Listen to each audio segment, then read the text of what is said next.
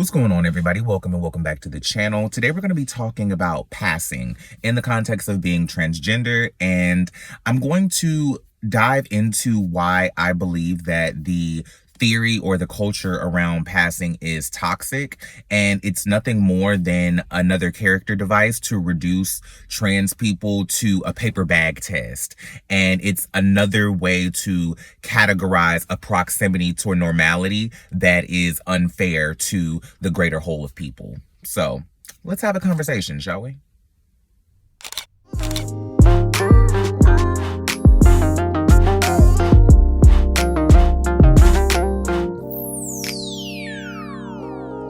I don't do regrets. I'm trying to learn from my lessons, but do I get it yet? I wanna set an example, but I'm not sure I done handle all my demons. I'm thinking that I should court a vet. I fight for all respect. I'm working overtime to keep in my head. I understand I'll get the love when I'm dead, so my focus is red. Choose the black out on what's keeping me chosen. I've been the token, now the back is ahead. On my soapbox. What's going on, everybody? Welcome and welcome back to the channel. This is Georgia, Carolina, your gated and discrimination-free community where we personalize culture and entertainment and then curate a conversation that's based on self-discovery and growth. I am your pop culture coordinator of all things inclusion and awareness, Jordan Renee, and I'm happy to have you back for another video. Okay, y'all, so today we're talking about passing, and I'm going to be having a conversation about my own transness, me being transgender, my feelings on Transgender Day of Visibility, and why I think passing and the concept of passing is extremely toxic, right? Let me first start by defining what passing is. Passing is a term that is described as a transgender person looking unrecognizable as transgender to the naked eye when it comes to cisgender people, right? It's basically like if a trans woman doesn't look like she's ever been a male, or if she wasn't assigned male at birth. Basically, it's a proximity to cisness. And the ways that colorism is a hyperfixation on the proximity to whiteness, passing is a colloquialism that is related to the proximity to cisness and to looking cisgender, right? So the more cisgender a trans person looks, the more passing they are, the more they pass. And I think that this concept is extremely toxic because I think that the theory of passing is a way to try to erase pride in your transness. I think that when someone's goal is to pass or to specifically not look transgender, I think that that's toxic to your whole existence, because I don't understand how we're supposed to be proud of our transness, yet at the same time encourage us to focus on looking cis as the barometer of what trans beauty is. I don't feel like that is fair to trans people. Do you get what I mean? I don't think that it encourages transgender pride and us being proud of ourselves being transgender. Do you get what I mean? I think that we should take pride in that. And not to say that somebody choosing to pass is someone directly choosing to eliminate their transness from their identity, but it does lean towards that observation. That's what I take from situations like that. I feel like it is a way to encourage us to be less trans or to be less proud of our being trans. And let me also say this. While I do stand on the fact or stand on the opinion that passing is something that is toxic to the mentality of trans people, I do understand that it is something that has notoriously been necessary for a trans person's survival in the context of just assimilating, for lack of a better words, into daily life and going on about your life. Sometimes it's easier to look as unattention grabbing as possible. Do you get what I mean? And on top of that, the mentality of trans people, because I'm also speaking as somebody who, my gender identity is transgender. My gender expression is androgynous, right? So I am coming to you guys as somebody who did not grow up with the stereotypical trans story. I didn't grow up as a girl who was ashamed of their genitalia, or who wanted it to be removed, or had dysphoria around their genitalia. Do you get what I mean? I grew up under the impression that I was intersex for a long time, based on my own research and me being young and not really understanding the true anatomical realizations of being intersex, right? So for the longest time, I thought that I was intersex, so I didn't have the mentality of dysphoria around my penis, because girls don't have those.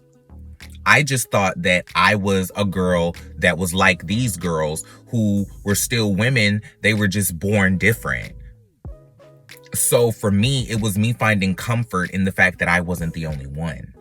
It was me seeing myself in other women, and then that alleviating the dysphoria of my genitalia being different than my other girlfriends, right? It wasn't until I was 14, 15, when I started puberty and I realized that I wasn't developing breasts. That's where my dysphoria came in, right? So I say all of that to say that I didn't grow up with a stereotypical trans story of wanting to get rid of my penis, wanting to have sexual reassignment surgery and look completely female and like this, that, and the third. But I am a trans woman who did grow up with the mentality of a woman subconsciously. I've always addressed men as if I wasn't one growing up, or if I wasn't assigned one at birth. Do you get what I mean?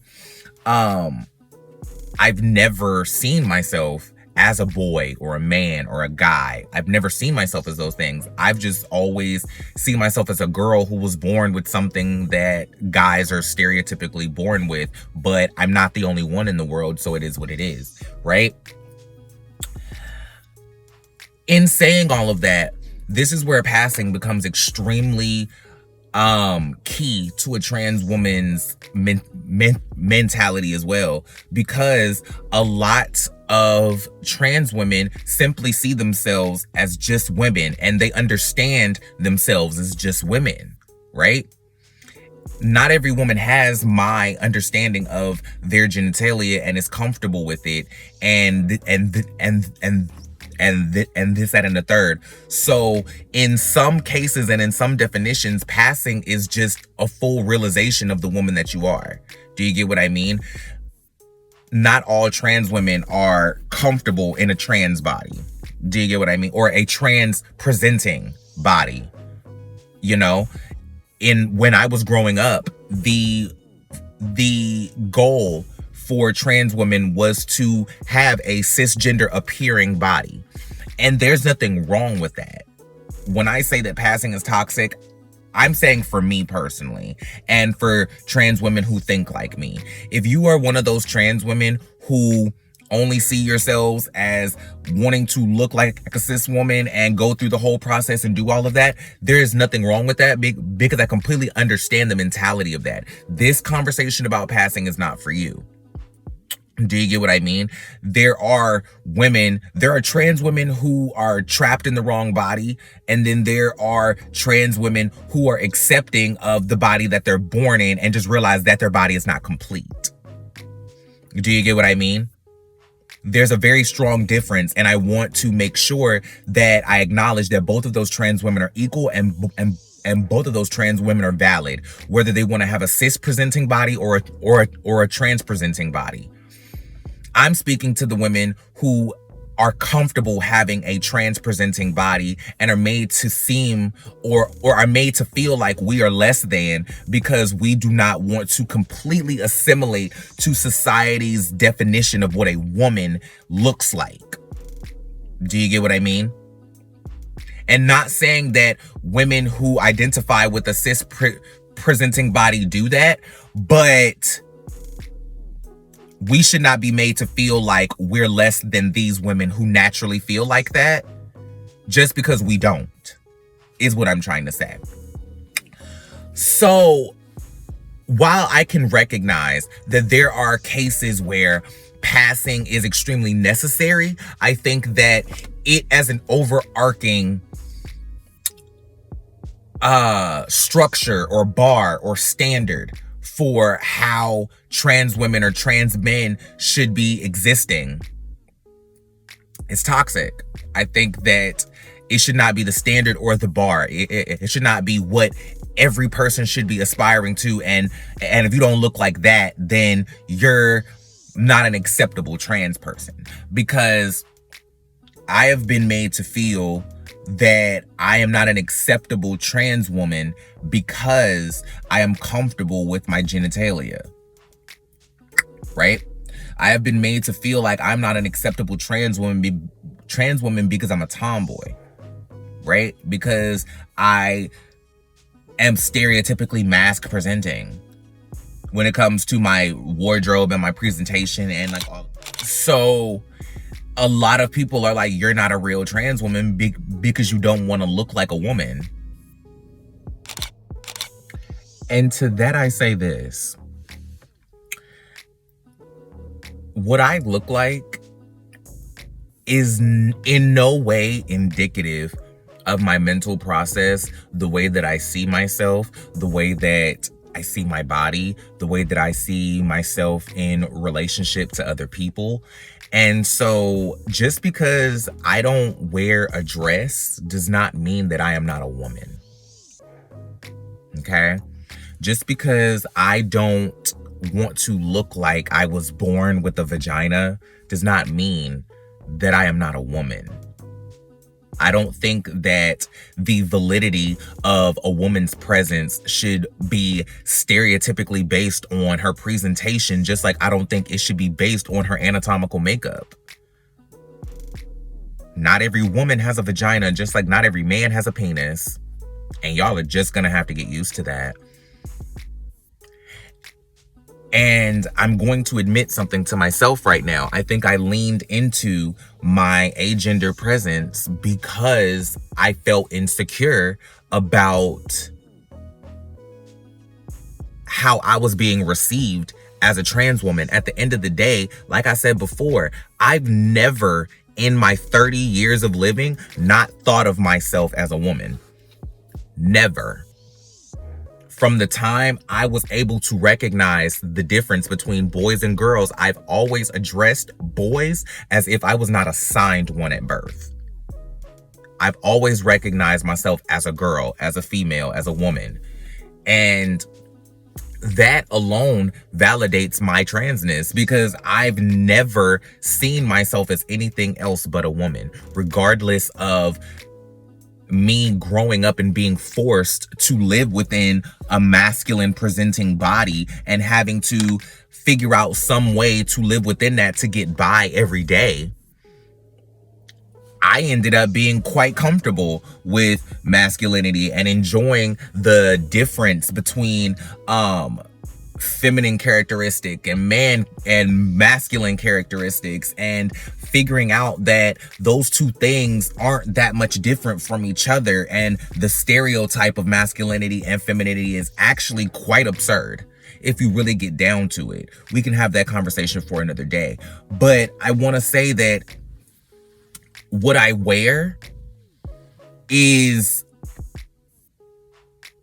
just as valid as what I have between my legs. Because people try to reduce the validity of a woman's identity to her being able to bore children, her having a vagina, her being able to have a period, her having breasts. There are just certain things that stereotypically make a woman a woman. Those things make a woman a female, right? Those things make a woman a female. Those things don't make a woman a woman. There are so many other things that make a woman a woman. that have nothing to do with her anatomical makeup. So I'm here to stand firm in the fact that while I am a woman, I'm not a cis woman. Nothing wrong with that. Doesn't make me not a woman. I am a transgender woman, and I am proud of that. 100%. Do I recognize that my presentation is androgynous? 100%. But it doesn't make me any less of a woman because I don't want to look like Beyonce or the City Girls. Like, it just... I'm not going to allow anyone to box me into an identity based on society's opinion of what that identity is. At the end of the day, there hasn't been a day on this earth that I haven't seen myself as a woman. And there's not going to be a day that I don't. Just because I'm comfortable with the way that my body is shaped to a certain extent, just because in fact, I'll just level with you once again. Just because I'm comfortable with my genitalia does not make me any less of a woman, because at the end of the day, that is not where my dysphoria around my body originated from. My dysphoria originated with my chest and my lack of breast. That is why I'm medically transitioning now, so that me, as somebody who is comfortable in a trans-presenting body, my body is not complete. Therefore, me establishing having breast and adding a more feminine dynamic to a fully masculine presenting body, that levels me out as a trans woman. That fulfills me as a trans woman. I don't mind having a penis. Actually, I'm quite proud of it. So, it's the lack of breasts that make me insecure. It's, me not, and in saying that, it's not about me having big boobs. Like, I don't need to have double D breasts to feel like a woman. I just need to have breasts to feel like a woman, or to feel completed as a woman, because I feel like a woman with or without breasts. But the addition of hormone replacement therapy and the growing of my breasts, it's led me to feel more secure in my presence, in my being, in my daily living. Like, it's fulfilling me, right? The more that I see my breasts grow, the more that I see them, the more that I see the shape of my chest change, I'm happy. And it's not about having big boobs. I actually don't want big boobs. I'm too physical and too athletic for that. But it's just about the presence of. That's what completes my trans body. I don't need to assimilate to, or I don't need a cis presenting body to feel like a woman, right? Those are for trans women who have a cisgender view of themselves. Just as equal, just as valid. I have to keep saying that. But I am a trans woman who is comfortable living within a trans body. Do you get me? And for me, the idea of passing is something that is contradictory to me being 100% comfortable with myself. Because the reason why I didn't transition a lot sooner in my life is because of ideas like this. And because I knew that me not having sexual reassignment surgery would ultimately lean into me not passing and would make my journey through the world as a woman harder, because I don't have that. And it does. I'm not going to say that it doesn't, but I am in a position now mentally where that doesn't bother me, and I'm comfortable with my body exactly the way that it is. And the people who are comfortable with my body will be comfortable with my body, and the ones who aren't. So, I say all of that to say, when you approach trans women, when you approach trans men, when you're approaching trans people and you're trying to understand who they are and this, that, and the third, do not approach them from a perception of somebody who is trying to progress towards cisness. Because at the end of the day, regardless of how many surgeries you have, regardless of how many hormones you take, blah, blah, blah, blah, blah. You will never be completely cis. Trans people will never be completely cis. And that just is what it is. We can look as cis as we want to. We can pass as much as we want to, but we will never be cisgendered, right? We will always be trans. So I think that whatever trans body you are in, I think that you should be the most comfortable with the body that you want to have. Whether you want to have a cis presenting body, a trans presenting body, whatever the case may be. I think that you should establish that for yourself and understand why you want to look that way and go forth with that, regardless of what anybody has to say about it. Now, in saying that, there is an understanding that it may come with situations like this where you're made to feel like you're less than, or you're less understood, or you're less than well received because you're not the trans woman that person is looking for.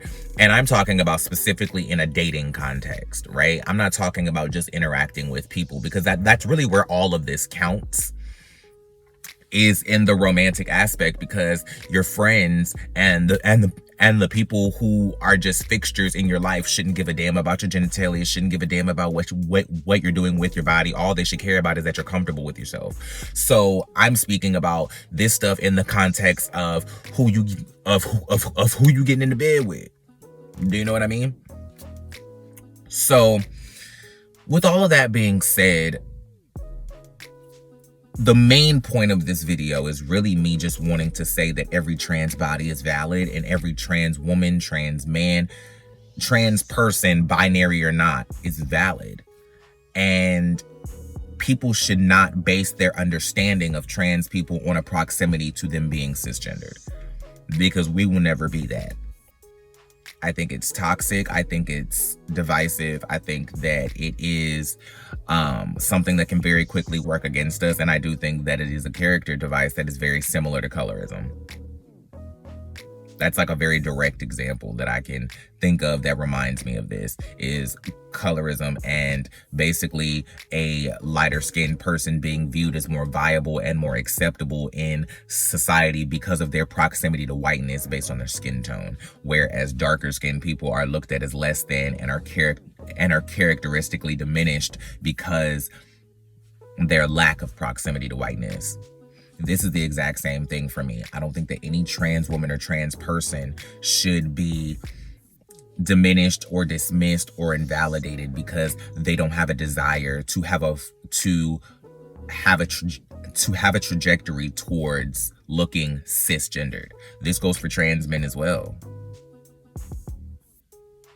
A trans body is a trans body at the end of the day, because they're going to be transgender whether they ever take a hormone, ever have a surgery, ever change the way they dress. If they ever come out, they're still going to be trans regardless, and they are still valid as people. And that needs to be acknowledged, and that needs to be understood. So, with that being said, thank you so much for being here. Thank you so much for visiting and or returning to Georgia, Carolina. If you like the video, share, subscribe, hit the notification bell, do all of the things. And yeah, that's about it. I don't have a lengthy outro, so I'll holler at y'all in the next video. Peace.